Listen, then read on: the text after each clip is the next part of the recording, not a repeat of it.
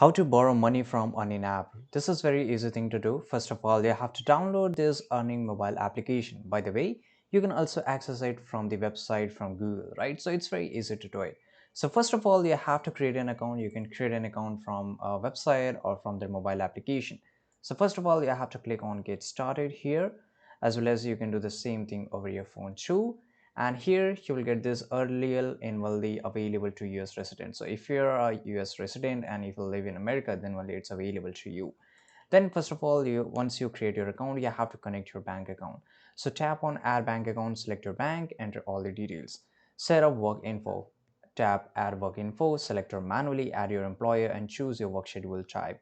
Enable location to upload timesheets because this is very important.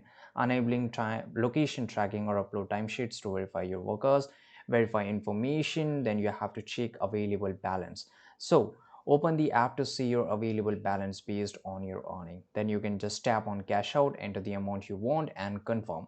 So it's all depending upon the files which you're uploading, the timesheets, because that is very important. And once you receive the money, it is on the automatic repayment on payday, and it will automatically withdraw the borrowed amount from your account, right? So this is how you can do it. I hope you found this video very useful. Subscribe.